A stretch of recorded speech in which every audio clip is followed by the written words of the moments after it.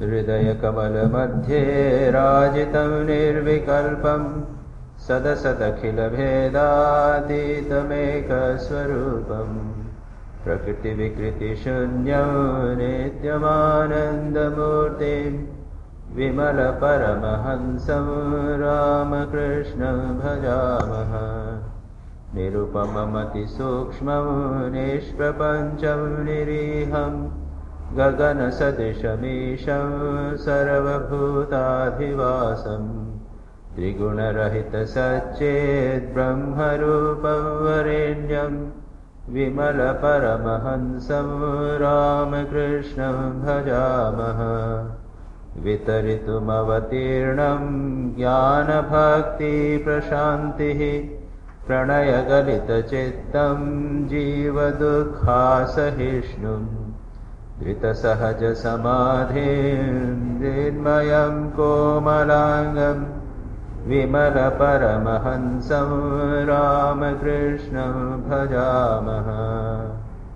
त्रेतायां रामरूपाय द्वापरे कृष्णमूर्तये कलौ पूर्णावताराय रामकृष्णाय ते नमः।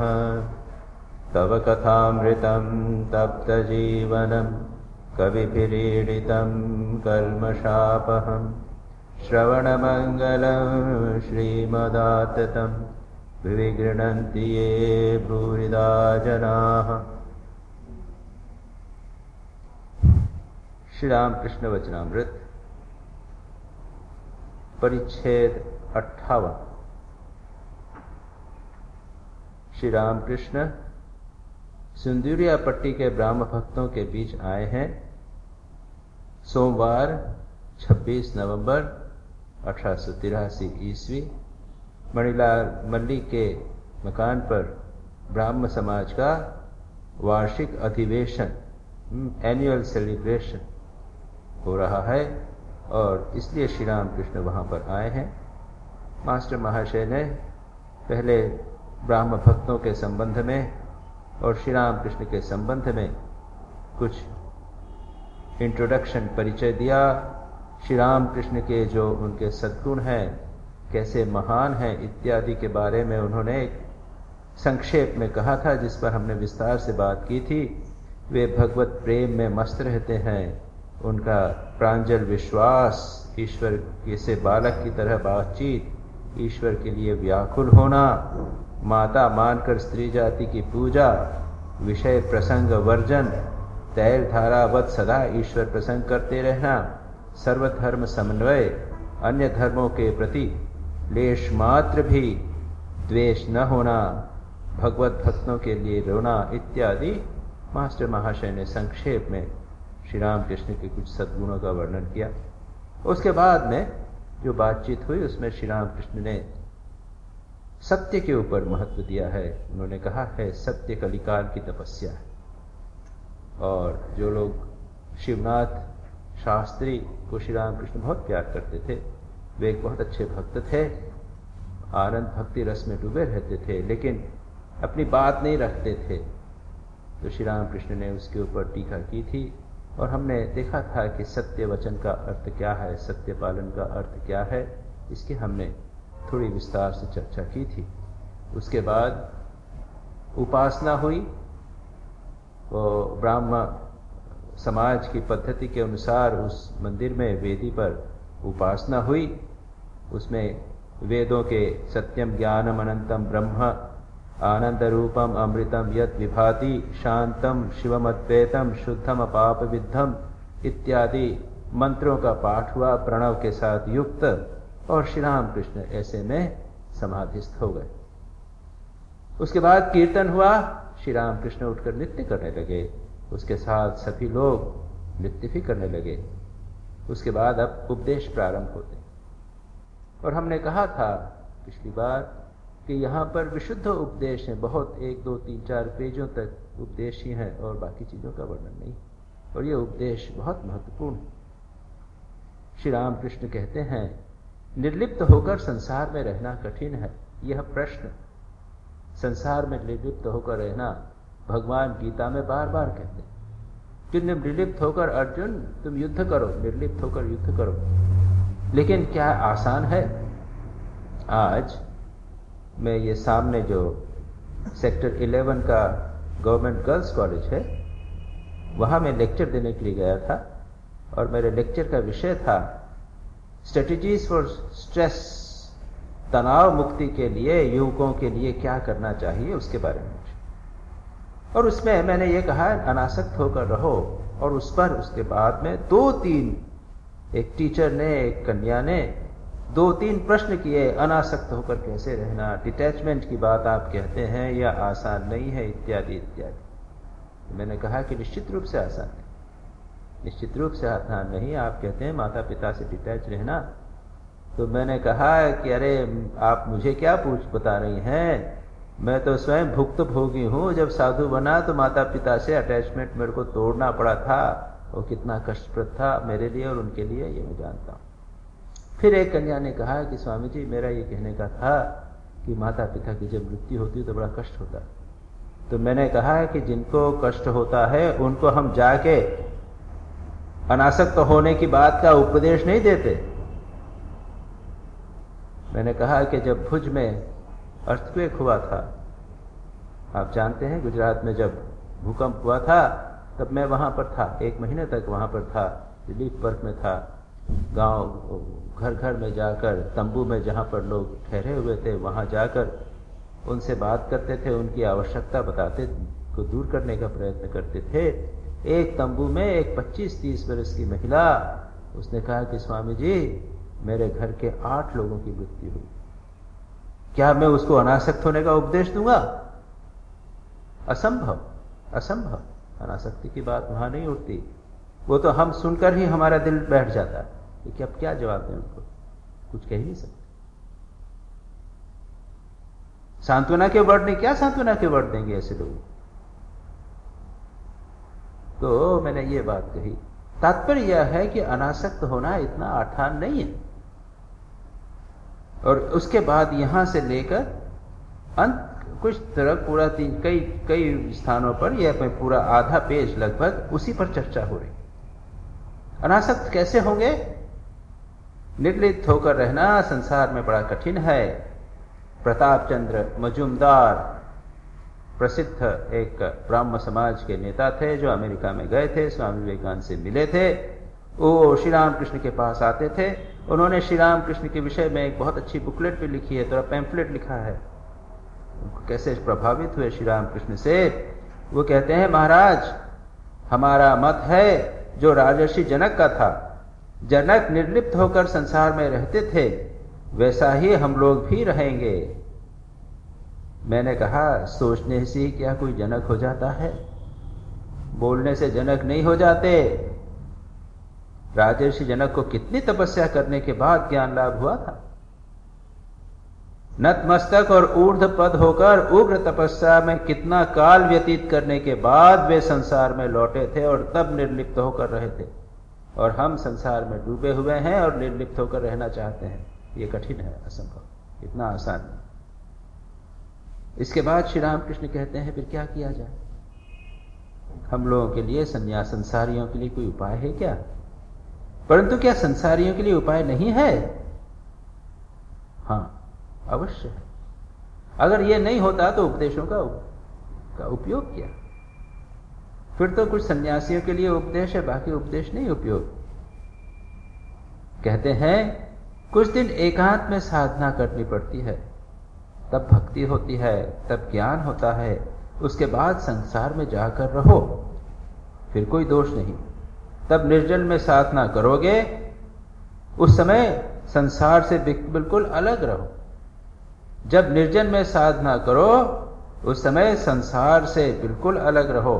तब स्त्री, पुत्र, कन्या, माता, पिता, भाई, बहन, आत्मीय, कुटुंब कोई भी बास न रहे।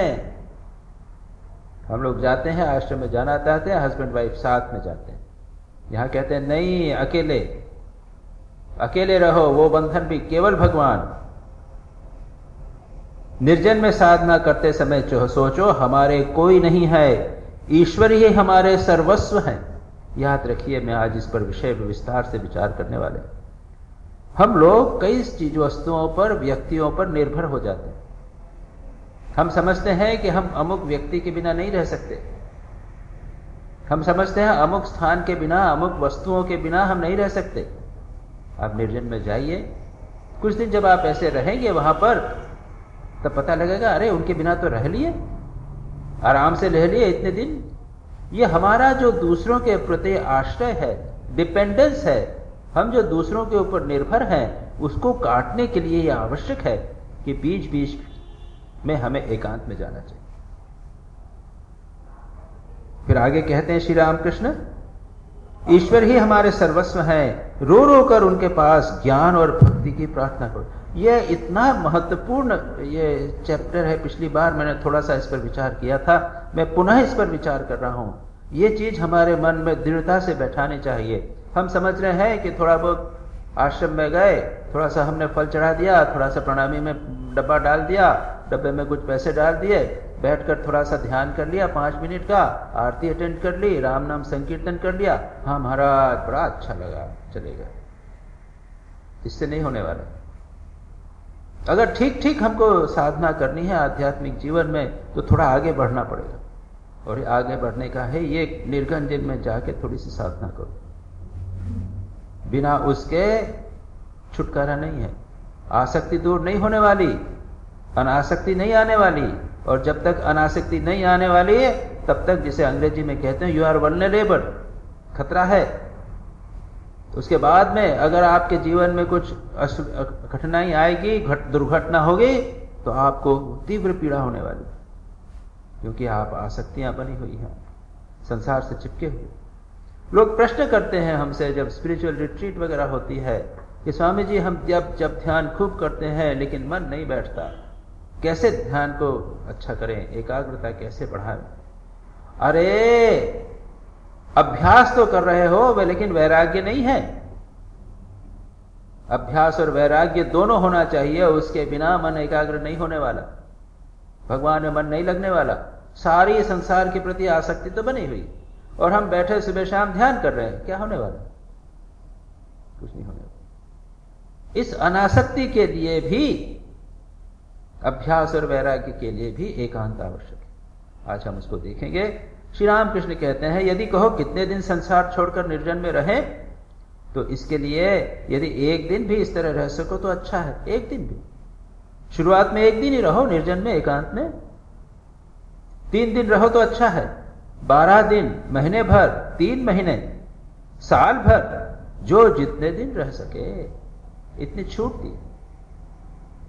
ज्ञान भक्ति प्राप्त करके संसार में रहने से फिर अधिक भय नहीं। एक सज्जन हमारे भक्त यहां पर आने वाले थे, स्वामी गीतानंद जी आने वाले थे, उनका दुर्भाग्य है कि प्रोग्राम कैंसिल हो गया। तो उन्होंने कहा स्वामी जी मैं यहां पे आऊंगा, गीतानंद जी के दर्शन भी होंगे, थोड़ा वॉलंटियर का काम करूंगा। यहाँ पे पहले भी थे तो उन्होंने यहीं पोस्टिंग थी, तो यहीं पर वॉलंटियर का काम किया था, आजकल नहीं है, कि थोड़े दिन मैं यहाँ सेवा भी करूंगा और 2-3 दिन यहाँ रहूंगा। आपके आध्यात्मिक शिविर, ये एम फेस्टिविटी जो कल सारा दिन शिविर होगा, उसको भी अटेंड कर लूंगा।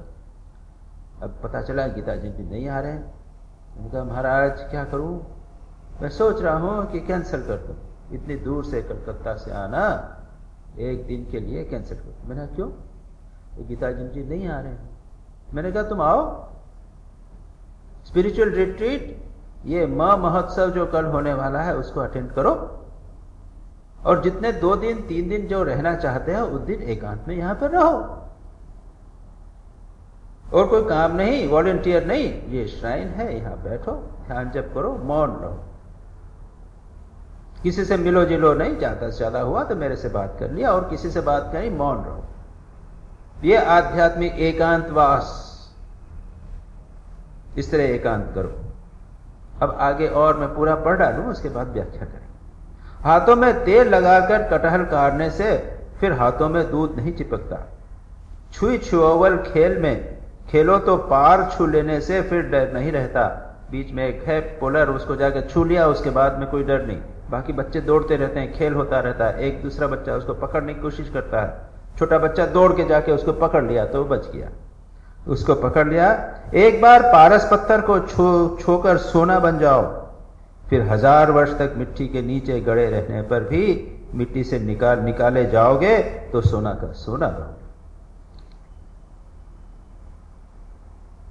इसमें से याद आ गई मुझे तोतापुरी महाराज और श्री रामकृष्ण के बीच की एक वार्तालाप। तोतापुरी महाराज श्री रामकृष्ण के गुरु, उनके पास एक लोटा था, पीतल का लोटा, रोज उसको मांजते थे, बढ़िया मांजते, रोज साफ करते। और हम लोगों का नियम है सब बर्तन को साफ मानना चाहिए। तोतापुरी महाराज ने श्री रामकृष्ण का, देखो ये मन को इसी तरह रोज मांजना चाहिए, मन को बिल्कुल चकाचक साफ रखना चाहिए, मन का मैल निकाल देना चाहिए, भगवान के ध्यान में विचार के द्वारा मन को चकाचक रखना चाहिए। श्री रामकृष्ण ने कहा, अच्छा यदि ये लोटा सोने का हो तो तब तो मांजने की जरूरत भी नहीं। जय श्री रामकृष्ण कहते हैं, एक बार मन सोना बन जावे एकांत में तपस्या के बाद, उसके बाद जहां कहीं भी रहें कोई समस्या नहीं। फिर दृष्टांत, दूसरा प्रसिद्ध दृष्टांत श्री रामकृष्ण देते हैं, मन दूध की तरह है। उस मन को अगर संसार रूपी जल में रखो तो दूध पानी से मिल जाएगा। इसीलिए दूध को निर्जन में दही बनाकर उससे मक्खन निकाला जाता है। जब निर्जन में साधना करके मन रूपी दूध से ज्ञान भक्ति रूप मक्खन निकाला गया, तब वह मक्खन अनायास ही संसार रूपी पानी में रखा जा सकता है। वह मक्खन कभी संसारी रूपी जल में नहीं, जल से मिल नहीं सकता। संसार जल पर निर्लिप्त होकर उतराता रहता। ये प्रसिद्ध दृष्टांत श्री रामकृष्ण देते हैं। इसका सार है निर्जन में एकांत में साधना, और इसकी परंपरा विश्व के सभी धर्मों में विद्यमान। याद रखिए, सभी धर्मों में हमारे पुराने जमाने के ऋषि मुनि एकांत में कुटिया बनाकर रहा करते, वहीं तपस्या करते थे। और मैं गाजीपुर में, वाराणसी के पास में एक स्थान है गाजीपुर, उसके पास में एक वो पहवारी बाबा रहा करते थे। उस स्थान के पास में एक 2 किलोमीटर दूर गंगा के किनारे एक कुटिया, वहां पर एक निर्वेदानंद जी करके संत हुए थे, वो 20 साल तक रहे थे। उसमें वहां जाकर मैं भी कभी कभी रहा करता था। तो ऋषि लोग कुटिया बनाकर रहते थे। भगवान बुद्ध में एकांत में बोध गया में जाकर खूब कठोर तपस्या की थी एकांत में। महावीर, भगवान महावीर का तो सारा जीवन एकांत तपस्या में बीता। मिलारेपा आप लोगों ने जानते, पता नहीं आप लोगों ने सुना होगा नाम, तिब्बत के एक महान संत थे, उनका नाम, उनको तिब्बत के बुद्ध कहा जाता है। वो पढ़ेंगे तो वो तो एकांत में ही रहते थे, खाने पीने की चिंता नहीं, कुछ एक पत्ते खा खा के अपना जीवन, पत्ते खाकर पानी पी के अपना जीवन व्यतीत किया, लोगों से मिलते तक नहीं थे। ईसाइयों में Saint Francis of Assisi, Assisi के संत फ्रांसिस निर्जन में एकांत में जाकर तपस्या करते थे। एक बार 30 दिन 40 दिन तक 39 दिन तक एकांत में जाकर उन्होंने तपस्या की। और राबिया, इस्लाम ईसाई संत, मुस्लिम संत राबिया, उसके बाद उसको मुसलमान लोग उर्दू में बोलते हैं गोशा नशानी। गोशा नशानी मीन्स एकांत में जाकर। तो जब वो गुलाम थी, सारे दिन काम करती थी, सारी रात पूजा भगवान की प्रार्थना करती थी और कहती थी कि मैं गुलाम हूं दूसरों की, इसलिए सुबह तुम्हारे दरबार में नहीं आ पाती, रात को आती हूं, अगर कभी मौका दिया तो फिर दिन रात तुम्हारी पूजा करूं। उसके बाद गुलामी से मुक्त हुई और उसके बाद सारा दिन रात एकांत में रहकर तपस्या। वो जमाना अलग था, इतना भीड़ भाड़ नहीं थी। अब जब हम रामकृष्ण परंपरा में आते हैं तब भी एकांत में साधना। श्री रामकृष्ण जब थे तब जो दक्षिणेश्वर मंदिर है, अब तो हो हल्ला ही है, हो हल्ला है, वो तीर्थ स्थान हो गया। तब श्री दक्षिणेश्वर मंदिर एकांत था। वो जो पंचवटी जहां पर श्री रामकृष्ण की कुटिया बनी हुई है, जहां पर उन्होंने साधना की, जहां पर निर्विकल्प समाधि उनको प्राप्त हुई, वहां पर भी घना काफी घना था वो। उसके आगे थोड़ा आप जाइए, बहुत घना था, वहां पे लोग दिन के समय भी जाने में डरते थे। और फिर बेलतला आप जाएं तो वो तो अभी भी एकांत, आप अगर आप जाएं तो बेलतला वहां पे एक दीवार के पास में पड़ जाता है, वो तो अभी भी एकांत काफी। तो ऐसे एकांत में श्री रामकृष्ण ने तपस्या की, अपने शिष्यों को बोलते थे जाओ वहां जाकर ध्यान करो एकांत में। तो एकांत में साधना की परंपरा हमारे यहां भी है। मां शारदा वो एकांत में अकेले में रहती थी, नहबत में निकलती नहीं थी, और उस जमाने में शांत, वो तो खैर रात को 3 बजे उठकर एकांत में अकेले ध्यान किया करती थी। स्वामी विवेकानंद क्या करते थे कलकत्ते में, लेकिन कहां रहते थे पता नहीं, आप लोगों ने अगर जीवनी पढ़ी हो, जब युवक थे तब उनकी नानी का कोई घर था, उसमें एक छोटा सा कमरा इधर उधर कहीं ऊपर था, जरा सा कमरा, उसको लोग तंग बोला करते थे। तंग मीन्स नैरो, स्मॉल, लोग उसमें जा ही नहीं सकते थे, जाना ही मुश्किल उनको रास्ता, वहां चुपचाप रहते थे जिससे लोग कोई उसको डिस्टर्ब नहीं करे, कोई उनको तंग नहीं करे। तो लोग मिलने आते थे तो कह रहे ठहरो ठहरो मैं आता हूं नीचे, तुम नीचे ही ठहरो मैं तंग में तुम कैसे आओगे, तुम आ ही नहीं सकोगे नीचे। तो इस प्रकार से लोग पता लगा लेते थे। कलकत्ता भी उस समय ऐसे स्थान थे, मैंने पढ़ा है, अभी तो आपको मिलेगा नहीं, काकुरगाछी, जहां पर हमारे गीतानंद जी महाराज रहते हैं, गहनानंद जी महाराज पहले विराजते थे, जहां पर श्री राम कृष्ण की अस्थियों का एक है, वहां पर और मंदिर बना हुआ है। हमने जब पहल पढ़ा उसके बारे में तो पता चला कि वो एकदम निर्जन एकांत स्थान था, और वहां पर रामचंद्र दत्त श्री राम कृष्ण के जो शिष्य थे उन्होंने खुद तपस्या की। जब हम गए तब हम पता चला अरे तो सब बदल गया, लेकिन हमारी कल्पना यही थी कि वो बिल्कुल एकांत रहेगा, उसी कल्पना को थोड़ा तो मकान बन गए, सब बन गए, लेकिन फिर भी जो रास्ता है उससे उस मेन रास्ते से काफी दूर है। और आप जाओ, यदि लगता है मुझे कि उस जमाने में वो काफी एकांत रहा हो। धीरे धीरे ये जितने एकांत स्थान हैं सब नष्ट हो रहे। फिर भी मैंने पिछली बार शायद कहा था, अगर हम चाहें तो इस घने कोलाहल के बीच में भी कुछ एकांत स्थान खोजे जा सकते। मैंने शायद आपको दृष्टांत दिया था, बनारस में हमारे आश्रम के पास में एक जैन मंदिर को खोज निकाला था मैंने, एकांत स्थान। पीछे बड़ी दीवार आ जाती थी, उसका आवाज नहीं आता था, और सामने भी दीवार, एक दूसरी दीवार, दूसरी साइड अपने दुकानें, तो मोटर का भौं भां कुछ नहीं आता। और वहां जाकर हम कई बार बैठकर ध्यान जप किया करते थे। उसके बाद में भी श्री रामकृष्ण के जो शिष्य थे वो इधर उधर चले गए। स्वामी ब्रह्मानंद जी काशी में रहे थे, उन्होंने ओंकारेश्वर में तपस्या की थी, कुसुम समर सरोवर वृंदावन में, वहां पर भी उन्होंने तपस्या की थी। कंखल में, किशनपुर में भी अभी स्थान, अब तो खैर बहुत भीड़ भाड़ हो गई, लेकिन फिर भी जो नीचे एक कमरा है वो काफी शांत और एकांत है। अब देखिए एकांत की आवश्यकता और लाभ क्या है। सबसे पहले मैंने कहा अभ्यास और वैराग्याभ्याम तन निरोध, चित्तवृत्ति निरोध के लिए अभ्यास और वैराग्य दो आवश्यक चीजें हैं। गीता में भगवान कहते हैं अभ्यासेन तु कौन्तेय वैराग्येन च गृह्यते, मन का निग्रह अभ्यास और वैराग्य के द्वारा होता है।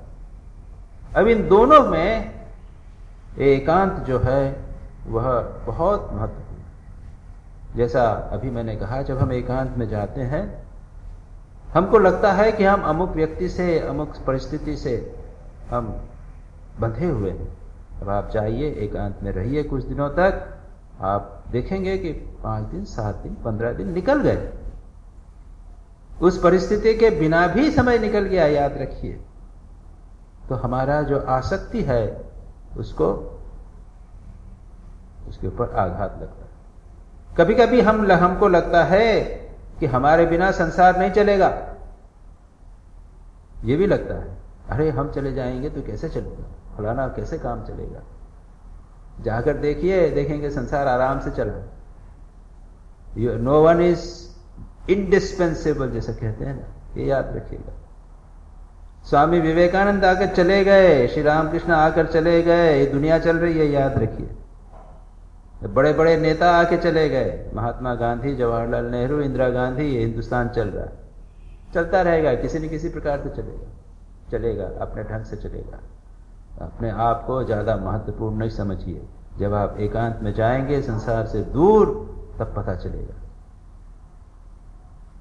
और यह भी पता चलेगा कि हम व्यर्थ ही दूसरों पर निर्भर थे। मनोवैज्ञानिक दृष्टि से हमें लगता है कि उसके बिना काम नहीं चलेगा।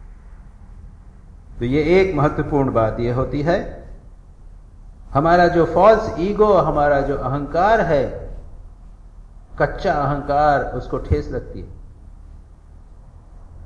दूसरा,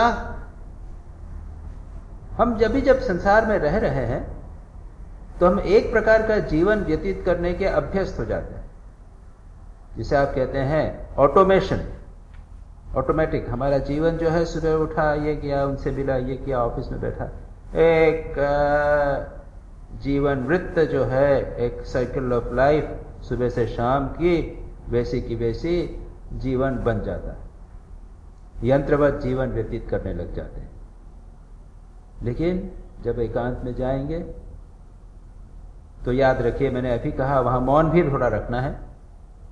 लोगों से मिलेंगे नहीं, टीवी नहीं, समाचार पत्र नहीं, रेडियो नहीं, मिलने वाले कोई नहीं, नो विजिटर्स। परिणाम क्या होता है? ये हमारी जो बहिर्मुखी वृत्ति है, जो हमको भगवान में मन लगाने नहीं देती, वो कटती है।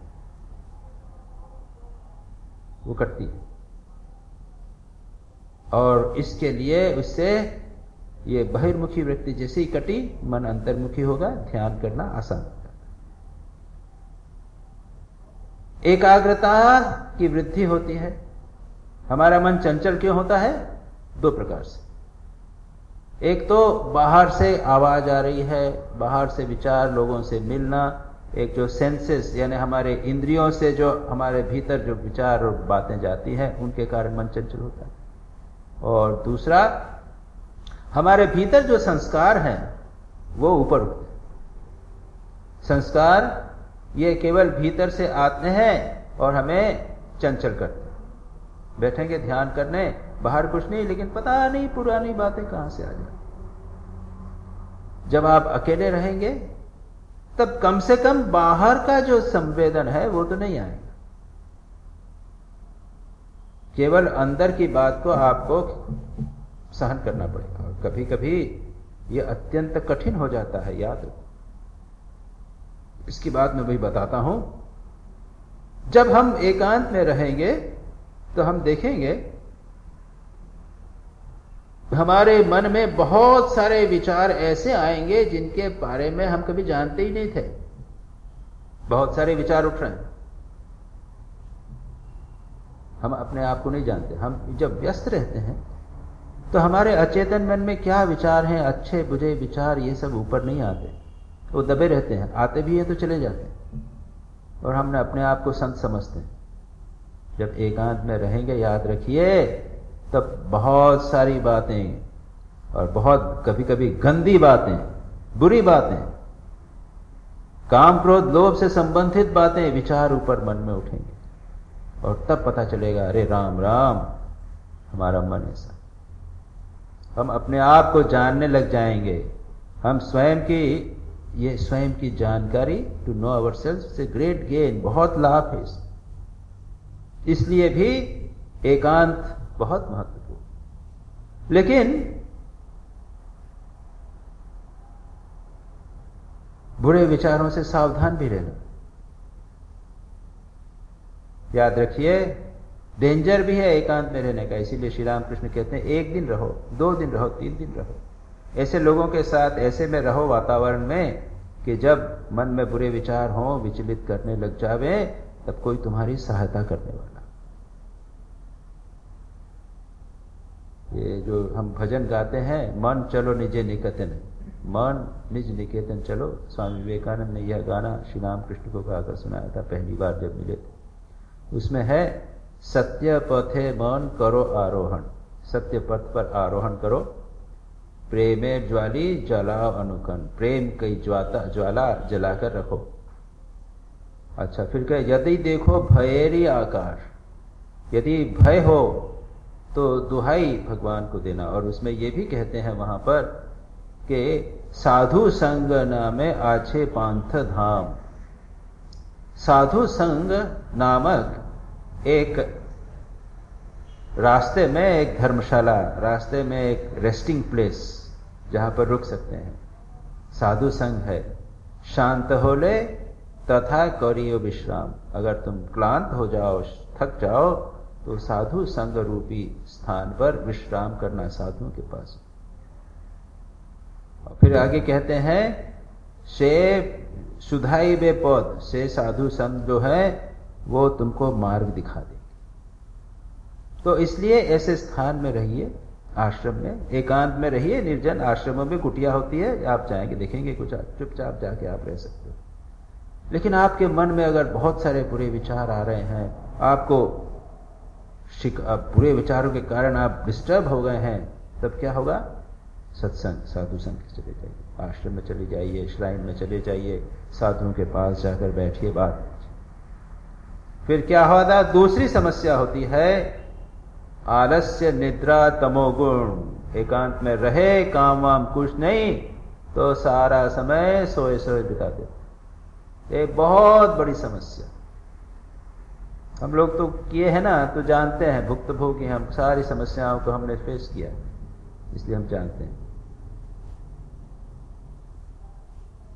मन बैठा बैठा वहां पर सारी योजना बनाएगा। एकांत में बैठते ही सब अच्छे अच्छे प्लान्स आएंगे दिमाग, ये करना है, वो करना है, ऐसा करना है, आश्रम को इस तरह डेवलप करना है, ये करना है, सारी बातें, बहुत सारे आता है। मन खोज निकालेगा क्या काम करना है, क्या नहीं करना है, कपड़े धोना, कमरे को साफ करना, बगीचे में थोड़ा सा काम करना, ये सारा। स्वामी भूतेशानंद जी सुनाया करते थे। स्वामी भूतेशानंद जी की बात मैंने पहले भी आपसे कही है एक बार, कि जब उन्होंने निर्णय किया कि एकांत में जाकर तपस्या करेंगे, तब स्वामी शिवानंद जी महापुरुष महाराज के पास गए। उन्होंने उनको कहा कि बहुत अच्छी बात है, जाओ। और फिर प्रतिदिन पूछते थे, तुम अपने को तैयार कर रहे हो? तो आर यू प्रिपेयरिंग योरसेल्फ? क्योंकि आप अचानक ऐसी रेस्टलेस, ऐसी चंचल स्थिति से जाके अचानक अगर जाएंगे तो वहां आप बैठकर ध्यान नहीं कर सकेंगे। तो क्या रोज तैयार कर रहे हो? तो अपने आप को धीरे धीरे अपना सिटिंग बढ़ा रहे हो, बार बार बैठ रहे हो, धीरे धीरे जप की मात्रा बढ़ा रहे हो, टाइम अधिक दे रहे हो, सत्संग कर रहे हो, मौन का अभ्यास कर रहे हो कि नहीं कर रहे हो, ये करो तो आसान रहेगा। तो वो इस प्रकार से उनको प्रेरणा देते थे। उसके बाद चले गए 6 महीने, वहां पर उन्होंने देखा वहां साधुओं की हालत बहुत खराब, साधुओं को खाने पीने को नहीं है, बड़ी मुश्किल है, रहने का है, और भी दूसरी दुर्दशा लोगों की देखी। उन्होंने महापुरुष महाराज को पत्र लिखा, स्वामी शिवानंद जी को, जो प्रेसिडेंट थे रामकृष्ण मिशन के, कि महाराज यहाँ पे तो अवस्था बहुत खराब है, यहाँ पर कुछ छत्र इत्यादि कुछ होना चाहिए, साधुओं की सेवा करें। महापुरुष महाराज ने उत्तर दिया, अरे तुम तपस्या के लिए गए हो या ये सब करने के लिए गए हो? अगर तुमको ये सब करना हो तो जल्दी आ जाओ, हमारे रिलीफ वर्क बहुत सारा पड़ा हुआ है, वहां पे बहुत सारे लोगों की जरूरत है, हमको वर्कर की जरूरत है। ये हमारा मन बैठे बैठे नई चीजें, बहुत सारी चीजें खोजने लग जाता है। इसीलिए कहते हैं कि ठीक ठीक एकांतवास सात्विक प्रकृति के लोगों के लिए ही, हम लोगों के लिए हमको सावधानी से उसको लेना चाहिए। ये तमोगुण और रजोगुण की वृत्तियां हमको डिस्टर्ब करती। लेकिन याद रखिए, इतना सब होते हुए भी परमात्मा भी हमारे साथ है। और हम जब संसार में कोलाहल में रहते हैं तो न तो हमारे अपने मन को जानते हैं, और न ही जो परमात्मा हमारे भीतर है उसकी वाणी सुनते हैं। ये एकांत में ही आपको अंदर से परमात्मा की वाणी सुनाई देगी, मार्गदर्शन प्रदान मिल जाएगा। कहते हैं कि गुरु मंत्र के द्वारा हमारे भीतर चले जाते हैं। जब मंत्र देते हैं गुरु चले जाते हैं और निरंतर हम पर हमें देखते रहते हैं, हमारा निरीक्षण करते रहते हैं। वे हमें मार्गदर्शन भी देते हैं। सब लोग कहते हैं कि सच्चा गुरु कौन है? हमारा शुद्ध मन। क्योंकि ये आप गुरु के पास, आजकल के ज़माने में तो वो ज़माना चला गया कि गुरु के सानिध्य में आप रहो, वो तो होगा नहीं। गुरु ने मंत्र दे दिया, उसके बाद कभी मुलाकात ही नहीं होती, तब क्या होगा? हमारा मन ही हमारा सच्चा गुरु बन जाता है, याद है। और जब एकांत में हम रहते हैं तो वह गुरु हमें, हम तब पता चलता है कि हमें बता रहा है, हमें मार्गदर्शन दे रहा है, अच्छी तरह समझ में आता है।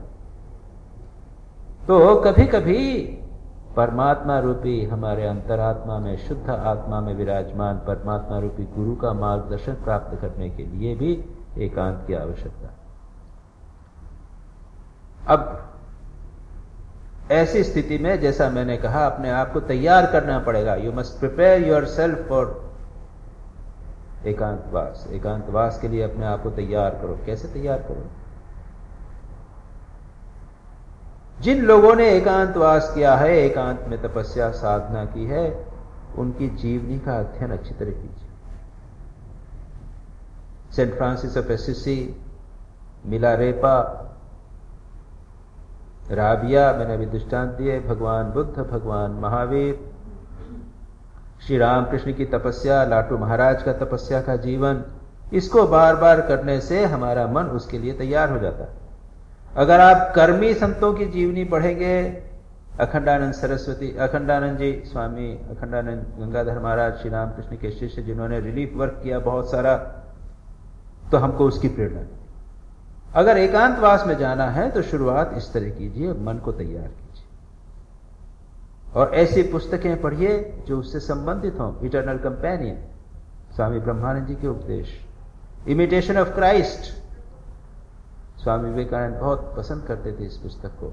उसमें भी ये निवृत्ति परक पुस्तक है, निवृत्ति परक साहित्य का अध्ययन करना पड़ेगा। तीसरा, हम अभी ध्यान कितना करते हैं? सुबह शाम करते हैं ना, सुबह 15 मिनट, आधा घंटा, 1 घंटा, शाम को। तो इसका समय और फ्रीक्वेंसी बढ़ाइए। सुबह शाम अगर आधा घंटा बैठते हैं, 40 मिनट कीजिए, शाम को 40 मिनट कीजिए। और अगर दिन में 2 बार बैठते हैं तो निकालिए थोड़ा टाइम, 15 मिनट दोपहर को बैठ गए, 15 मिनट शाम सुबह विश्राम करने के बाद में कभी मौका मिला 15 मिनट और बैठ गए। इस तरह से अपने आप को तैयार करना। जप की मात्रा बढ़ा दीजिए, 1000 जप सुबह, 1000 शाम को कर रहे हैं, नियम कर लिया कि अब 2000 नहीं 3000 करेंगे दिन भर में, इस तरह से। और मौन, थोड़ा मौन रहने का प्रयत्न। इस तरह से हम अपने आप को एकांतवास के लिए तैयार। फिर एक स्थान का चयन होना चाहिए, अच्छा स्थान होना चाहिए। हमको तो नैक है, याद रखिए, हम लोग तो रहते हैं ना, तो हमको पता है कि ये चांद अच्छा है, ये कहाँ अच्छा है, पता देखते ही अरे ये स्थान ध्यान के लिए अच्छा है, हम पता लगा लेते हैं। बनारस में थे, उस कोलाहल के जी स्थान में भी पता लगा लेते थे कौन सा स्थान अच्छा है। हाँ, ऐसे में कोलाहल में भी पता लगाइए कौन सा स्थान अच्छा है। निर्जन हो, नदी का किनारा हो। आजकल तो नए नए बड़े बड़े एकांत स्थान जो है, वहां पर रिसोर्ट्स बन गए, बोलते हैं रिसोर्ट्स बन गए। रिसोर्ट्स यानी भोग के लिए, वहां पे खाना पीना मजा के लिए रिसोर्ट बन गए। पहले जमाने में हमारे जो साधु संत थे, ऐसे ऐसे स्थानों को वे तपस्या का स्थान बनाए। निर्जन स्थान, एकांत सुरम्य स्थान, वहां पर एक कुटिया, एक मंदिर, भगवान का भजन। तो ये किया जा सकता है।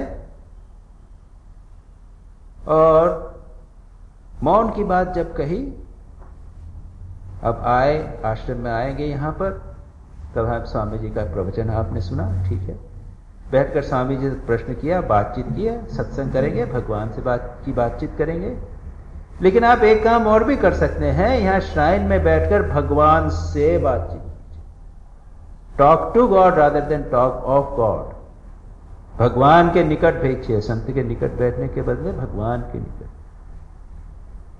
और इसे किया जा सकता है, समझिए, भगवान से बात कीजिए। बच्चा है, बात करता है, बच्चा जो है अपनी गुड़िया से बात करता है, मालूम है, देखा आपने कि नहीं देखा? आप लोग तो सब माता पिता हो गए, आप जानते होंगे, छोटा बच्चा हो ना तो गुड़िया से बात करता है, वो समझता है गुड़िया मेरे सुनती है, सब सुनती है, जीवत जागृत समझ, भगवान से थोड़ी सी बात कर सकते। अवश्य ऐसा नहीं समझना चाहिए कि भगवान ने मेरे से बात करी, हेलुसिनेशन नहीं होना चाहिए, भ्रम नहीं होना चाहिए, जो भी हो, लेकिन ये किया जा सकता है। और फिर जैसा मैंने कहा, कभी जाना हो 1 दिन के लिए, 2 दिन के लिए, 3 दिन के लिए किसी आश्रम में गए, एकांत कमरा मिल गया, लोगों से मिलना जुलना कम, मौन रहे, आश्रम में सुबह शाम ध्यान किया। हम जाते भी हैं तो आश्रम में तो गप लगाते हैं बैठे बैठे, आश्रम में भी गए हैं तो वहां संसार की गप हो रही है, तो आश्रम का वातावरण हम जाकर खराब कर देते हैं, ये कभी नहीं होना चाहिए। तो बहुत सावधान रहना चाहिए, भक्तों का ये जिम्मेदारी है कि आश्रम के वातावरण को सांसारिक बातों के द्वारा कलुषित नहीं करें। वहां पर बातचीत हो तो भगवान की बातचीत हो या फिर मौन का अवलंबन लिया जाए। एक कार्यक्रम बना लिया, एकांत में जावें तो जप हो, ध्यान हो, स्वाध्याय हो, लिखना पढ़ना होवे, थोड़ा यदि थक गए, नींद आने लगी तो कहता महाराज मैं जरा सफाई कर दूं, फूल की माला बना दी। इस प्रकार से कुछ ऐसा कार्यक्रम किया जाए, मिला जुला कार्यक्रम, जिससे कि मोनोटोनी जिसे कहते हैं ना, मोनोटोनी न रहे, एक सरी का भाव, इस तरह का भाव न रहे। कभी आश्रम का हम लोग तो जब जाते हैं तो हम लोग भिक्षा के लिए जाते हैं। हम लोग जब देखते हैं सुबह शाम थक हो गया तो भिक्षा में चले गए, घूम लिया, गंगा किनारे घूम लिए, इस तरह करके एकांत भी रहता है और तपस्या भी हो जाती। अगली बार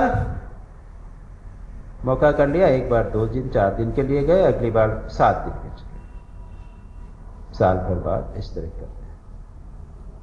लेकिन याद रखिए परमानेंटली नहीं जाना है, तो परमानेंट संभव भी नहीं होगा आप लोग के लिए।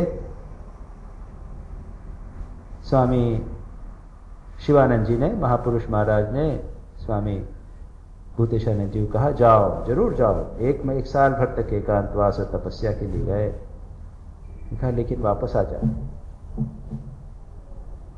वही एकांत मात्र का जीवन आदर्श नहीं है। आदर्श क्या है? एकांत में भी आप रह सकते हो और एक व्यस्त नगर के जीवन में भी, बिजी लाइफ का जीवन में आप उसी शांत वृत्ति से रह सकते हो। यह है आदर्श।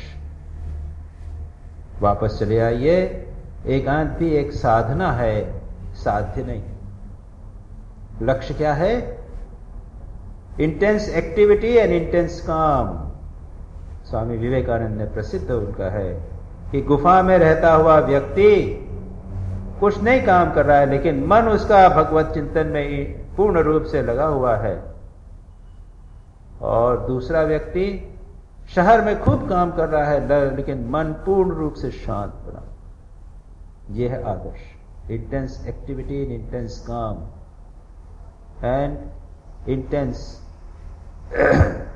एक्टिविटी इन इंटेंस काम एंड इंटेंस काम इन इंटेंस एक्टिविटी। तो इसलिए मैंने थोड़ा सा इसको विस्तार से लिया। एक बहुत बड़ा, बहुत महत्वपूर्ण विषय है। दुर्भाग्य है कि हम लोगों के जीवन में ये इसका बहुत कम स्थान है, जबकि श्री रामकृष्ण बार बार उसको महत्व देते, बहुत महत्व। किसी भी तरह से हो सके अपने जीवन में उसको टालने का प्रयत्न करना। कुछ लोग एकांत में चले जाते हैं, तीर्थ यात्रा में जाते हैं, वृंदावन जाते हैं, काशी जाते हैं, हमसे बोलते हैं कि महाराज हम जाना चाहते हैं। हम कहते हैं जाओ, लेकिन वो कितने लोग कहते हैं कि हम 6 लोग जाएंगे। अच्छा भाई 6 लोग, तो एकांतवास नहीं हुआ, तीर्थ यात्रा हुआ, तीर्थ भ्रमण हुआ, तीर्थ भ्रमण नहीं हुआ, तीर्थ भ्रम हुआ। हम लोगों को जरा सावधान रहना है। इसमें से अगर 2 दिन 4 दिन 1 दिन एकांत में हम को व्यवस्था करते हैं, जाओ भाई एकांत में जाकर रहना चाहो तो रहो। हमारा मन शरीर इतना चंचल है कि हम वहां रह नहीं सकेंगे, 2 दिन नहीं रह सकेंगे। इसीलिए कहते हैं अच्छा जाओ, जयराम बाटी, कामारपुकुर, कोयलपाड़ा, काशीपुर, उद्बोधन, सब जगह घूम लो, ठीक है, आके अच्छा लगेगा, बहुत अच्छी बात। इतने समय तक संसार की चिंता कम रही, भगवान की चिंता, ये भी ठीक है।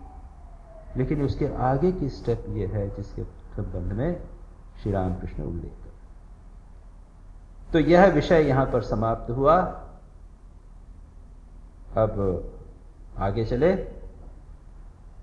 श्रीयुक्त विजय गोस्वामी अभी अभी गया से लौटे हैं। ये विजय कृष्ण गोस्वामी एक बहुत बड़े संत उस समय के हो गए हैं।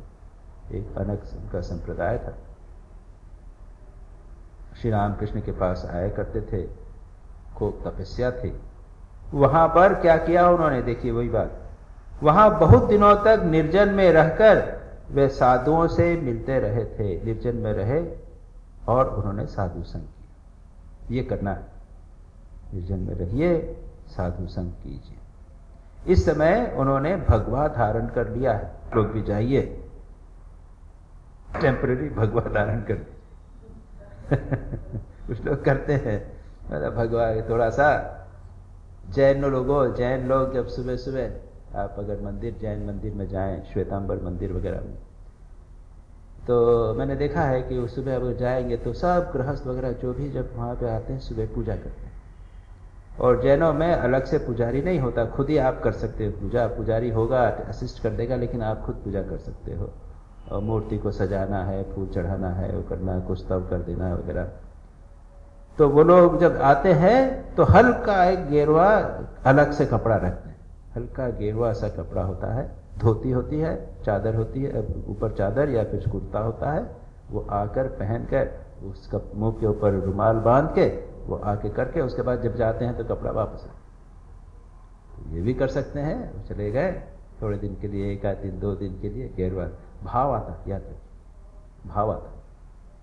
वो ड्रेस नहीं, दूसरी ड्रेस, या फिर धोती, सफेद धोती और सफेद चादर, धोती और कुर्ता, ये पहन लिए, ये भाव आता है। ये संसारी से हम थोड़ा सा भिन्न हो गए। इस समय उन्होंने भगवा धारण कर लिया है। वैसे विजय कृष्ण गोस्वामी गृहस्थ थे, लेकिन बाद में वो सन्यासी भी हो गए। उनकी अवस्था बड़ी ही सुंदर है, जान पड़ता है सदा अंतर्मुख रहते हैं। अगर आप नियमित रूप से तीव्र ध्यान करने का प्रयत्न करें तो याद रखिए एक अंतर्मुखी स्थिति आ जाए। नियमित रूप से सुबह शाम ध्यान कीजिए। सिर्फ वो जब किया थोड़ा सा और मन इधर उधर भाग रहा है, ऐसा नहीं। भगवान के रूप को, उसका अपने इष्ट का रूप का ध्यान किया। स्वामी ब्रह्मानंद जी कहते हैं कि ध्यान करो, ऐसा सोचो कि आपका इष्ट आपके सामने खड़े हुए हैं और उनको देखो और उनको उसी में मन लगाए रखने का प्रयत्न करो। इस इष्ट के रूप मन को इधर उधर नहीं जाने दो।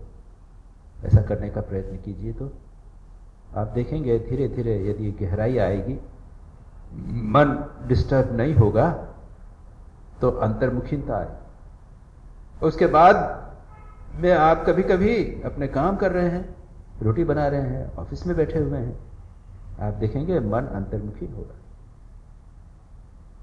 भगवान का स्मरण अपने आप होता चला है, जिसको बोलते हैं practice of presence of God. भगवान का स्मरण काम करते हुए भी बनाए रखना, तो ये भी हो जाएगा।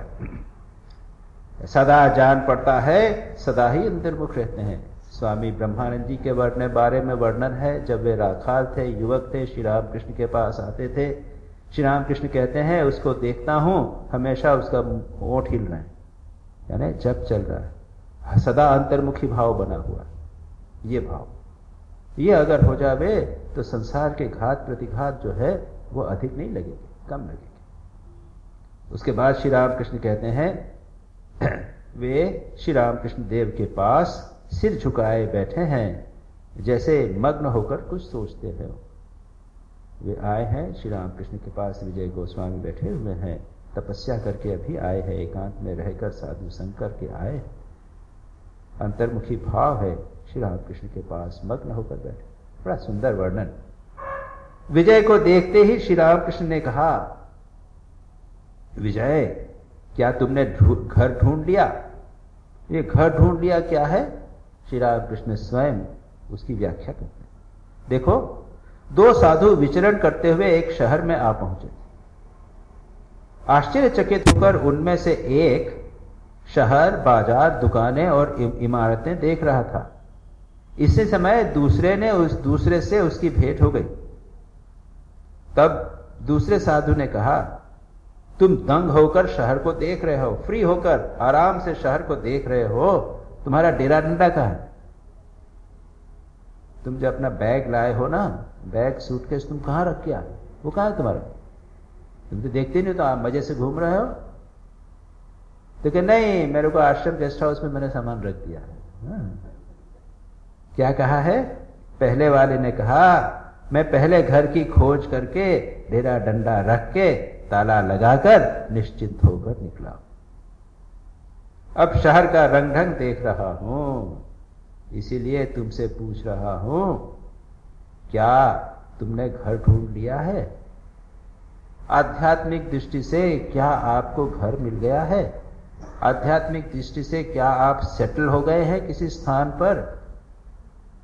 उसके बाद संसार में आप रहिए, मजे से रहिए, वही बात, निर्लिप्त होकर रहने की बात। आध्यात्मिक दृष्टि से विजय, तुमने एकांत में साधना कर ली, साधु संग किया, अब क्या तुमको डेरा मिल गया, अब तुम फ्री हो, किसी प्रकार की चिंता नहीं, सांसारिक वस्तुओं की किसी प्रकार की, आध्यात्मिक किसी प्रकार की चिंता नहीं। क्या अब आप निर्लिप्त हो? अब आप घूम फिर सकते हो संसार में निर्लिप्त होकर आनंद से। क्यों?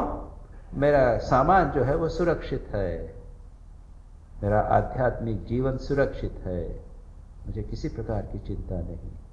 ऐसा अगर करके तुम कर सकते हो तो ठीक है।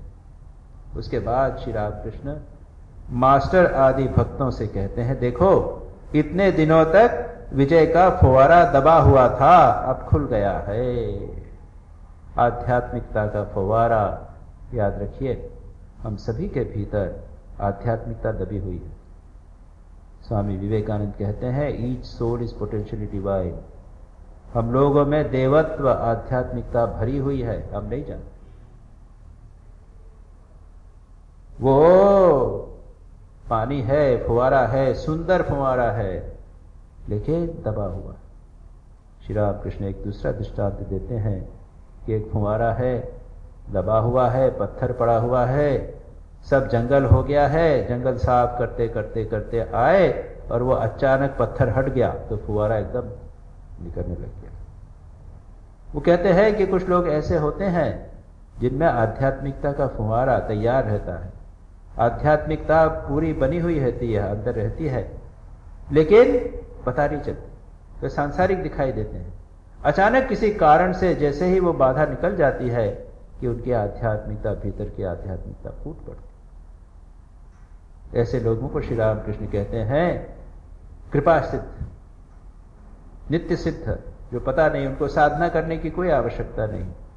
हमें उस आध्यात्मिक फुहारे को प्रारंभ करने के लिए प्रयत्न करना पड़ता है। विजय कृष्ण गोस्वामी में भी प्रयत्न करके उस फुहारे को, आध्यात्मिक means manifest the divinity with in, हमारे भीतर जो आध्यात्मिकता है उसको मैनिफेस्ट करना, अभिव्यक्त किया है।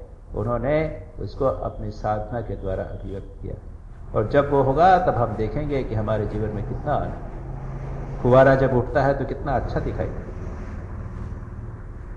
तो इस आनंद के लिए मास्टर से वो कहते हैं कि देखो ये साधक विजय कृष्ण गोस्वामी, उनका फुहार निकला है।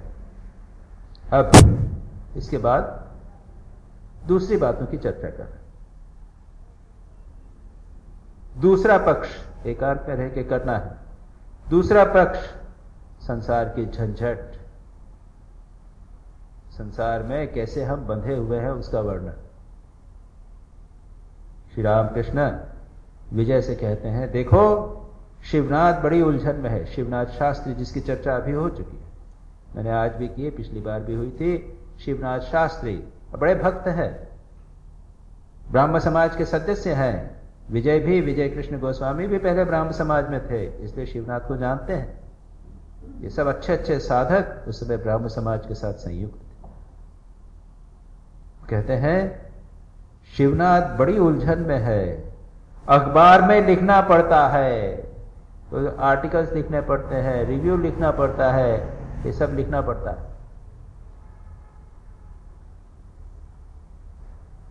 और भी बहुत से काम करने पड़ते हैं। यहाँ जाकर लेक्चर देना है, फलाने जगह जाना है, वो भाव प्रचार परिषद में जाना है, ये काम करना है। ब्रह्मेश्वर को सेक्रेटरी बन गए तो सारे काम करने पड़ रहे हैं, बड़े झंझट।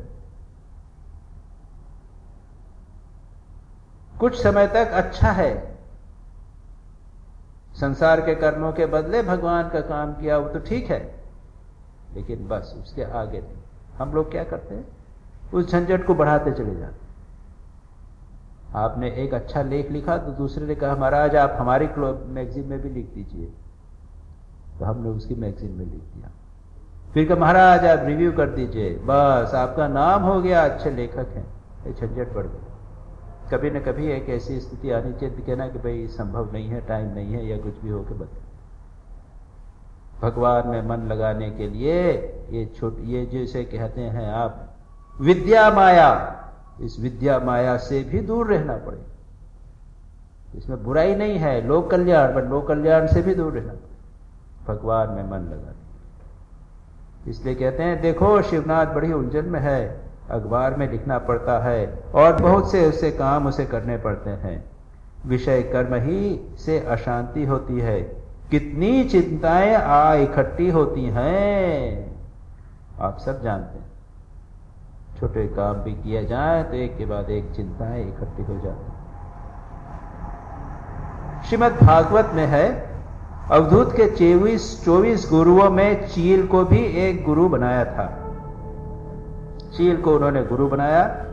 एक धीवर मछली मार रहे थे, एक चील झपटकर एक मछली ले गई, परंतु मछली को देखकर करीब 1000 कौवे उसके पीछे लग गए और साथ ही कांव कांव करके बड़ा हल्ला मचाना शुरू कर दिया।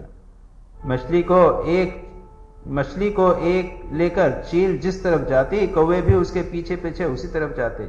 चील दक्षिण की ओर गए, कौवे भी उसी ओर गए, वह उत्तर की ओर गई, उसी ओर कौवे भी गए।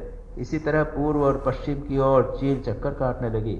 अंत में घबराहट के मारे उसे चक्कर लगाते हुए मछली उससे छूटकर जमीन पर गिरी। तब वे कौवे चील को छोड़ मछली की ओर उड़े। चील तब निश्चिंत होकर पेड़ की डाल पर जा बैठी। बची बाबा बैठी हुई सोचने लगी, कुल बखेड़े की जड़ ये मछली थी, अब वह मेरे पास नहीं है, इसलिए मैं निश्चिंत। ये मछली क्या?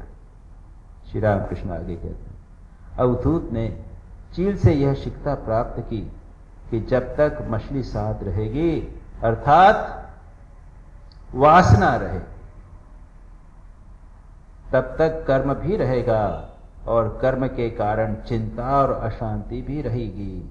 वासना का त्याग होने से ही कर्मों का क्षय हो जाता है और शांति। ये वासना जब तक रहेगी तब तक हम कर्म करेंगे और कर्म के साथ झंझट है। स्वामी विवेकानंद भी कर्म कहते हैं, कर्म is work is not easy, very difficult. कर्मयोग में वे बहुत क्लियरली कहते हैं कि कर्म जो है वो निश्चित रूप से हमको चंचल बनाता है और अगर भगवान में मन लगाना है तो कर्म को कम करना पड़ेगा और जब तक वासना रहेगी तब तक कर्म नहीं होगा। इस वासना को कर्म करना मूल कारण। इसके आगे की चर्चा हम अगली बार करेंगे। निरंजनम नित्यमनंत रूपम भक्तानुकंपा धृत विग्रहं वै ईशावतारं परमेशमिड्यम् तं रामकृष्णं शिरसा नमामः।